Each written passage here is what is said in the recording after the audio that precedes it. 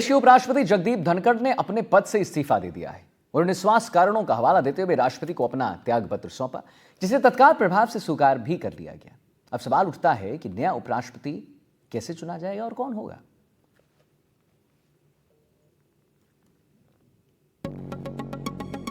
उपराष्ट्रपति जगदीप धनखड़ ने स्वास्थ्य कारणों का हवाला देते हुए 21 जुलाई को इस्तीफा दे दिया। जगदीप धनखड़ ने अपना इस्तीफा राष्ट्रपति द्रौपदी मुर्मू को भेजा और ये उनकी अपील के आधार पर तत्काल मंजूर भी हो गया है। उपराष्ट्रपति का पद खाली होने के मामले में संविधान के अनुच्छेद 68(2) के तहत खाली पद को भरने के लिए जल्द चुनाव होना जरूरी है। नया उपराष्ट्रपति चुने जाने तक राज्यसभा में उनकी जिम्मेदारी उपसभापति या राष्ट्रपति की ओर से नियुक्त कोई सदस्य करता है। While the Vice President is the chairman of the Rajya Sabha, the functions are also performed by the Deputy Chairman. So, when there is no Vice President, the Deputy Chairman can take over.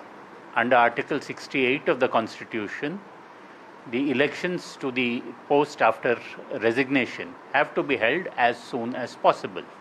So, it is for the Election Commission to now notify the election and hold it as soon as possible.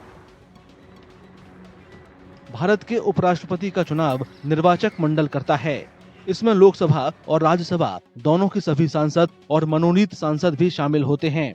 सांसद उम्मीदवारों को वरीयता क्रम में क्रमबद्ध करके अपना vote देते हैं। अगर पहले चरण में किसी भी उम्मीदवार को बहुमत नहीं मिलता है तो दूसरी वरीयता के आधार पर वोटों को बांटा जाता है। ये तब तक जारी रहता है जब तक कि कोई एक उम्मीदवार बहुमत का आंकड़ा पार नहीं कर लेता। पूरी प्रक्रिया गुप्त मतदान के जरिए होती है।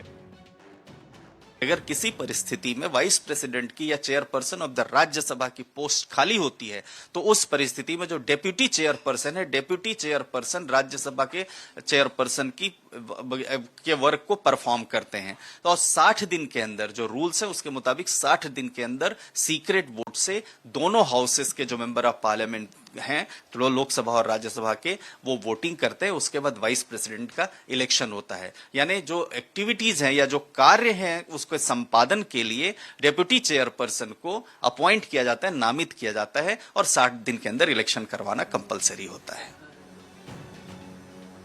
उपराष्ट्रपति पद का चुनाव लड़ने के लिए उम्मीदवार को भारतीय नागरिक होना चाहिए। उसकी आयु कम से कम 35 साल और वो राज्यसभा का सदस्य बनने के योग्य होना चाहिए। इसके अलावा उम्मीदवार को केंद्र या राज्य सरकार या किसी स्थानीय प्राधिकरण के अधीन किसी लाभ के पद पर नहीं होना चाहिए। एक बार चुने जाने के बाद उपराष्ट्रपति को 5 साल का कार्यकाल पूरा करना होता है। देश में होने वाले दूसरे मध्यावधि चुनावों से उपराष्ट्रपति का चुनाव बिल्कुल अलग होता है।